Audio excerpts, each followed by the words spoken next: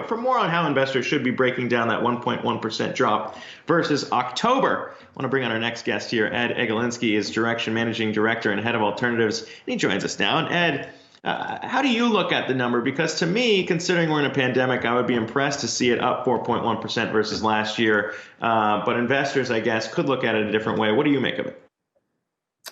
Well, I definitely think when you look at the number, it was a little worse than they anticipated. But from the context of COVID and the environment we're in right now, I think it's a fairly decent number. I think the market maybe was a little disappointed in terms of it being a little more negative than anticipated. But, the market is very complacent right now. Investor sentiment's as bullish as I've seen it. And the VIX is reflecting that, trading just off its pre-COVID lows of 20. What do you think's feeding into that complacency right now? Well, I think the vaccine, that we have one that's coming to the market and that people will resume somewhat normal activity, and that hopefully is the case. And in addition to that, more stimulus. But I think a lot of this is already baked in the cake, so to speak, and stock valuations might be stretched, particularly here in the U.S. Ed, I mean, when we talk about the excitement right now outside of what we're seeing in the major indices, there are some important moves to highlight on the Bitcoin front. With that cryptocurrency jumping past 20,000 today, it's been long anticipated here. We also got the update that CME Group's going to be offering Ether futures next year as well. So there's a lot of momentum right now. What do you make of all that? And on top of it, I guess we'd highlight kind of this new S&P 500 crypto fund kind of style thing, and BITW, we highlighted that earlier in the week.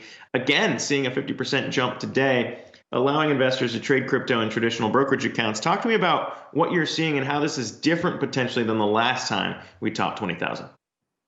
Yeah, I think you have more financial experts, asset management firms that are endorsing Bitcoin now as maybe part of a portfolio. I look at it still as a speculative trading vehicle, not so much a fiat currency or a store of value, but really something that you could trade that has a lot of volatility to it. I don't look at it as a flight to safety trade like some people might. Look at the first quarter of this year. The market was down considerably. Bitcoin was down as well. But you're starting to see Bitcoin futures gain momentum as well in terms of volume, more institutional involvement as well. So certainly there is more support of Bitcoin outside just the retail community. Ed, we've had a number of guests on talking about their positioning going into 2021, with EMs being sort of at the top of the list there. The largest EM, of course, China.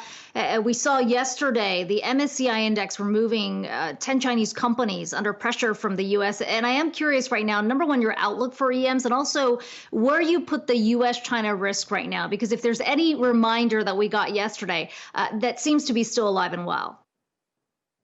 Well, I think there is some political strife that you still have to be concerned with. But I think the Biden administration, if anything, I think you might have that subside somewhat. In terms of our views, EM has been strong over the last couple of months. A lot of that you could look at, particularly with China. Copper is a direct gauge of the health of their economy, infrastructure spending. So the EM markets look like a viable investment in terms of evaluation on a relative basis to the U.S. next year, but also commodities in general. And that's partly an EM story as well as a weak dollar story as well. Ed Egilinsky, Direxion Managing Director and Head of Alternatives. Good to talk to you today. Good having you. Happy holidays.